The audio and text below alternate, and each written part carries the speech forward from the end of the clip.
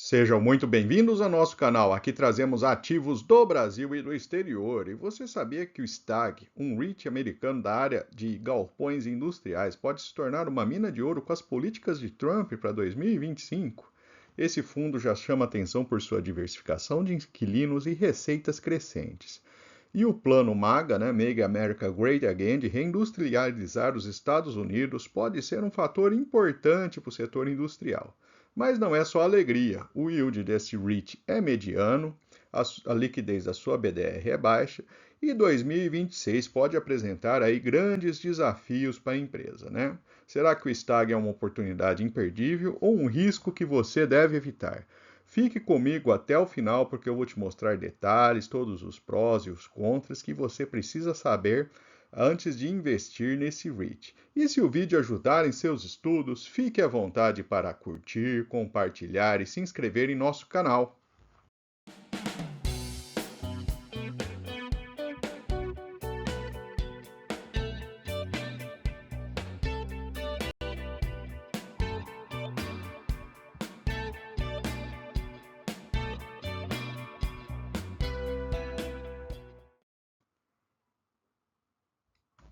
Vamos começar com uma visão geral, né? O STAG ele começou em 2011, foi seu IPO, né?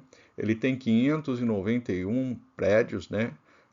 E tem um retorno total para o acionista desde dezembro de 2020 de 27%, uma empresa aí de 9,5 bilhões de dólares e 116 milhões de pés quadrados. Uma conta simples, né? Dividir por 10 ali, a gente tem metros quadrados. Então, 11 milhões aí de metros quadrados, uma conta bem aproximada, né? Aqui temos então a localização dos imóveis, né? Ele tem uma participação muito grande, tanto no Texas quanto Califórnia e a região nordeste ali dos Estados Unidos, né? Então, temos aí alguns locais, né, em que são mega site projects, né? Então, esse esse plano, né, de retomar a industrialização dos Estados Unidos, trazer mais fábricas, né? O galpão possui imóveis próximos que podem aproveitar essa oportunidade. Aqui temos alguns exemplos, né? El Paso, no Texas, né? Então, a empresa, né, tem ali apontando aí sua localização privilegiada, né? Tanto empresas que já estão localizadas na região, né? Então é um local interessante. E na Geórgia, né? Outro exemplo aí, né? E mostrando já resultados, né? Que o fundo apresenta ali a respeito desse setor, né? Então, mostrando aí que é uma região que teve muito investimento, principalmente nesse caso da Geórgia ali, em veículos elétricos e baterias, né? E então o fundo ele consegue capturar essa situação. Aqui temos então os mercados, né? Aqui são as principais cidades, a cidade que possui a maior área bruta locável, né? Chicago, em Illinois, 7,8%, depois vem Greenville, Minneapolis, Pittsburgh e Detroit, né? Então, aqui temos por cidade, né? Então, dá para ver aí uma diversificação praticamente em todos os locais dos Estados Unidos. As 10 cidades mais relevantes têm quase 40% aí da área total.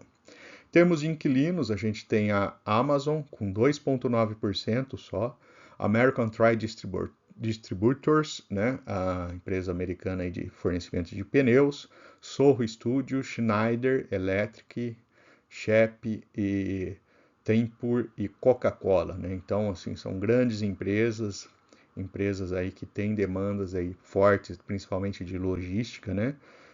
São aí os principais inquilinos da empresa. Aqui temos então as indústrias, né, 11% no frete aéreo e logística, 7,9% em containers e embalagens, componentes de automóveis 6%, maquinário 6%, e aí temos vários setores. Então mostra aí uma diversificação bastante relevante em termos de inquilinos, em termos de indústrias, né? E regiões dos Estados Unidos que são regiões aí que têm uma tradição de possuírem ali uma parte industrial bastante relevante. Aqui são os locais, então, na forma gráfica, né, só para ter uma ideia, né, temos aí Chicago, Greenville, Minneapolis, Pittsburgh, né, são as 4 aí mais relevantes, e a participação do setor de carga, containers e componentes e maquinário, né, então são aí os principais setores e as principais regiões. Na forma gráfica fica um pouquinho melhor de ter uma ideia aí da diversificação. Aqui trazemos os resultados anuais, né? A gente tem aí um crescimento de receitas bastante relevante. Já o EBITDA cresceu um pouco mais próximo, o lucro líquido ficou um pouco estagnado, né?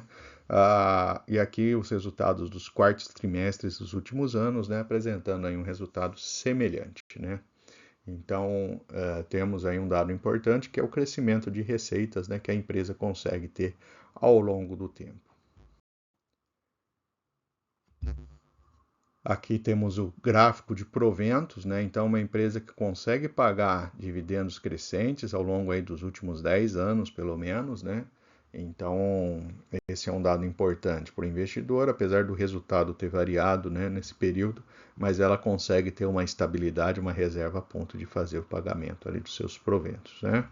E aqui é a cotação da empresa, temos aí desde 2015, né? Então ela estava aí na faixa dos 20, subiu aí para entre 30 e 40 dólares, né? Então a empresa ela tem se valorizado, né? Principalmente no pós-pandemia ali, 21, 22, né? Ela atingiu valores bastante elevados, depois voltou aí nesse, como se fosse um canal de alta ali do preço da ação, né? E aqui um dado que a gente já trouxe em outros vídeos, né, quando a gente fala de REITs, né, a gente pega aí essa estatística, né, o crescimento anual de proventos, né, no caso do STAG é 1%, a inflação, né, na casa de 3,1%, hoje a taxa do Fed está 4,5%, inclusive essa semana podemos ter uma queda dessa taxa, então consideramos aí uma taxa de desconto na casa do Fed mais 2%, de 6,5%. Se a gente tem um dividendo anual esperado de 1,49, o preço justo calculado baseado nos dividendos e no crescimento dos dividendos ao longo do tempo seria de 17 dólares e 27. Mas a gente pode ver aí que o preço, né, sempre, há muito tempo, né, pelo menos, ele fica acima desse patamar. Então, essa é uma referência, né? A gente apresenta aqui algumas referências, indicadores fundamentalistas, né, para você formar ali a sua opinião a respeito da cotação da empresa, tá? Não é uma conta que deva ser seguida exatamente, né? A gente pega, é interessante calcular por várias formas, né? E ali a gente vai ver até a análise o resultado dos analistas, né? O que eles apontam para a empresa, tá bom? Vamos falar de dívida, né? A dívida, ela é crescente também, pelo menos nos últimos 4 anos, né? Ela tem aí um patamar ah, razoável, né? Mas interessante você observar, né? A gente já analisa vários REITs, né? Tradicionalmente acabam sendo empresas que têm um patamar de dívida bastante forte, bastante relevante, né? Isso é um ponto de atenção nesses momentos ali de taxas mais altas lá pelos Estados Unidos, isso daí pode pesar um pouco, né? E aqui os pagamentos previstos das dívidas, e a gente chama atenção para o ano de 2026, que é um ano que está próximo ali, né? Tem um montante já relevante. Depois 25, 27 são anos mais tranquilos, depois 28, 29 volta a crescer. Então, atenção, né? Cuidado que a empresa tem que gerar bons resultados ali para conseguir fazer frente a esse pagamento. E aqui temos a evolução do valor patrimonial ao longo dos últimos anos. Já no gráfico de fluxo de caixa, a gente tem o fluxo de caixa crescente ao longo dos anos, né? Então, temos aqui esse resultado. As atividades de investimentos, elas aumentaram nos últimos 12 meses, né? Então, ela vem ali 22, 23, 24 já apresentou um valor um pouco mais alto, né? Lembrando que, como é caixa que sai da empresa, né? Ela acaba sendo negativa. Então, por isso que a curva vai descendo. E aí, as atividades de financiamento, né, a empresa acaba compensando ali, né, essa necessidade de investimento com financiamento, né, e por isso aumenta aí um pouco mais a sua dívida. Como eu disse, vamos trazendo vários indicadores aqui para você ir formando a sua opinião a respeito da empresa, né? Esse daqui é o gráfico, a evolução do preço-lucro, né, ao longo dos últimos anos, né? Sempre tem ficado aí num patamar elevado aí, né, entre 30 e 40 vezes, né? E aqui a comparação dele com outros REITs, né, voltados ali para a área comercial, logística, né, de maneira geral. Então, vamos lá, o dividend yield do STAG, 4,1%. É um bom resultado para uma empresa americana, né? É um patamar interessante, lembrando que a gente está falando tudo em dólar, né? Ah, só que ele é mediano quando comparado aí com outros, principalmente o Realty Income, que é o negociado com o código O, né? E WPC. Relação preço-lucro 33,6, também podemos dizer aí que está dentro da média do grupo ali, né? Preço-valor patrimonial 1,9. Crescimento da receita 8,7%, crescimento do lucro 21%, né? Então a gente tem aí esse resultado, tirando o PLD, que performou muito melhor, né? Ele é superior a todos os demais da lista aqui. Margem líquida de 36%, é uma margem líquida mais baixa do que esse grupo, e um ROI de 5,5%, podemos dizer aí que está no grupo inferior aí de resultado. O valor de mercado, 6,6 bilhões de dólares, né? Menor do que os outros aqui que foram colocados. Por exemplo, a gente tem o PLD, que é 100 bilhões de dólares, então é um monstro, né? Mas, lembrando aqui, comparando com os nossos fundos imobiliários, aqui as nossas empresas, né? Não deixa de ser uma empresa muito grande, né? Um patamar bastante relevante. Aqui temos a evolução dos pagamentos, né? Os pagamentos são mensais, nem todos os REITs pagam mensalmente, né? Então é importante ter essa ciência também, né? Quando for investir nesse tipo de empresa. Mas o STAG, ele consegue aí fazer o pagamento mensal. Aqui temos as tendências, né? Então previstos aí um lucro por ação na casa de 2,49 em 2025 e 2,67 em 2026. Anteriormente a previsão estava um pouquinho mais baixa, 2,46 para 25. E aqui temos a tendência dos analistas, né? Então, no quarto trimestre, ele praticamente aí cumpriu, né, a expectativa, o terceiro trimestre foi um pouco melhor. A recomendação, a gente tem ali 5 com recomendações de compra e 7 para hold. E aí o target de preço, né, atualmente está na casa de 35 dólares, é esperado entre 35 e 46 com uma média de 38,9. Então, esse é o resultado ali, né, dos analistas que cobrem a ação da empresa, né? São estimativas ali que ajudam você a formar a sua opinião a respeito do investimento.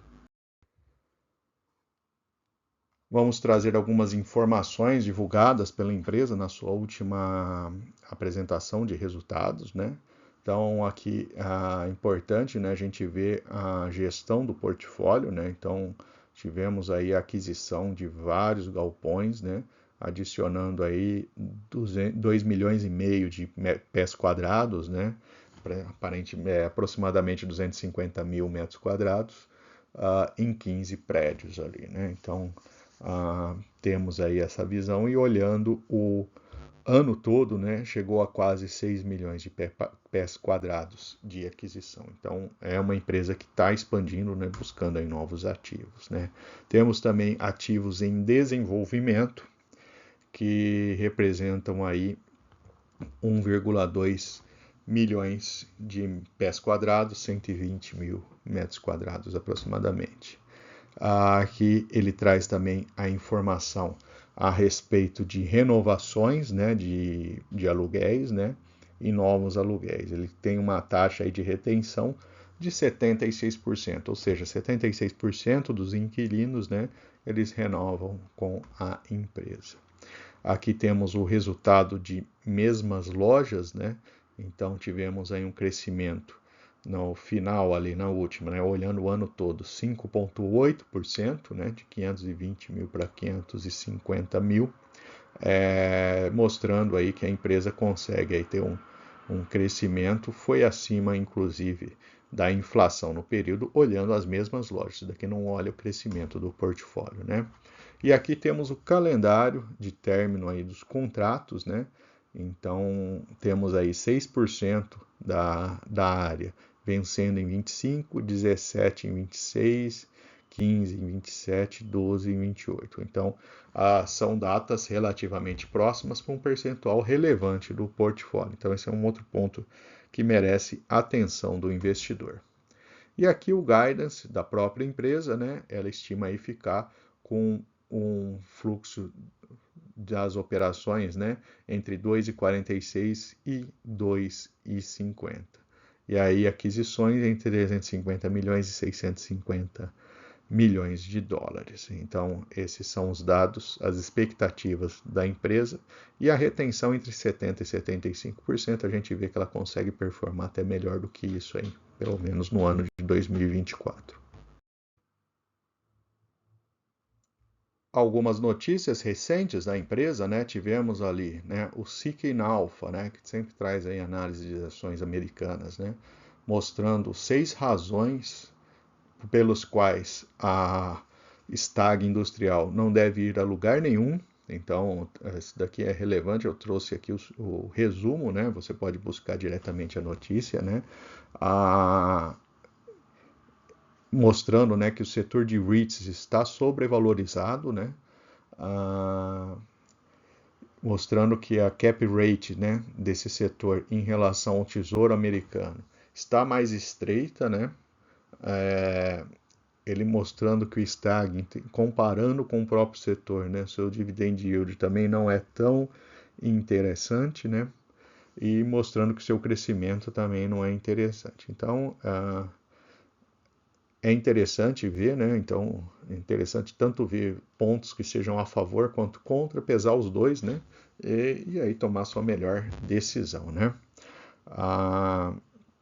Aqui mostrando também, né, o preço, a estimativa do ativo, né?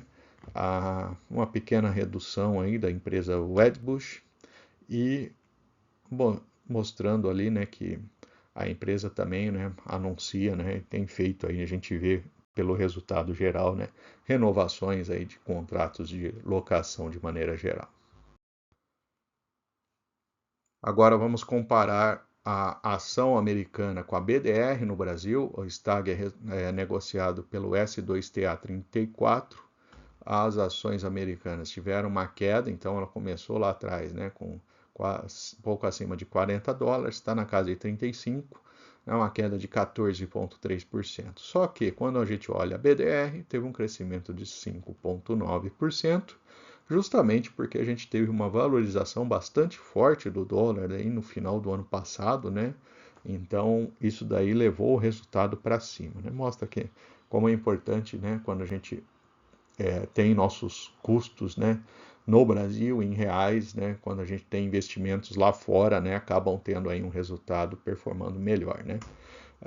E aqui, né, só as informações gerais, né, uma ação equivale a 5 BDRs, o volume diário 1 milhão e 300 de dólares nos Estados Unidos, só que a BDR aqui na Bolsa Brasileira tem uma liquidez extremamente baixa. Então tome muito cuidado, porque na hora de você adquirir ou vender a BDR aqui na B3, você pode ter problemas aí muito sérios de liquidez.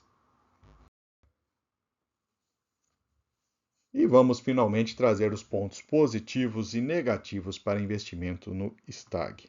Do lado positivo, ele tem uma boa diversificação de inquilinos e setores, receitas e lucros crescentes, boas perspectivas dos analistas, MAGA, né, Make America Great Again, que é o programa do presidente Trump, pode levar, né, se for bem sucedido, né, a uma reindustrialização, aumento do número de empresas que estão fabricando nos Estados Unidos, e isso pode ser bastante benéfico para esse setor de maneira geral, e dolarizar o patrimônio, né, para todo investimento no exterior sempre é interessante, principalmente quem não tem nada investido em dólar, né? Ajuda a proteger aí o Brasil, o seu dinheiro, né? Das dificuldades aqui do Brasil, né? Do lado negativo, o yield, as margens e indicadores medianos comparados a outros REITs do setor, indicadores do setor de maneira geral também não estão muito atrativos, né? A liquidez ela é muito baixa caso você vá investir por meio da BDR e 2026 vai ser um ano bastante demandante pelo pagamento da dívida, né? A empresa tem que se preparar para isso. Então esses foram os principais pontos, né? Deixo aqui para vocês e fique à vontade para fazer os seus comentários, recomendações e sugestões de empresas a serem analisadas futuramente. Espero que tenham gostado do vídeo, que o vídeo tenha trazido novas informações para vocês, apresentado este REIT, né, um fundo imobiliário americano, e aproveite para deixar nos comentários se você tem interesse nessa categoria de investimento e sugestões de próximos fundos para fazermos a análise em nosso canal. E até mais!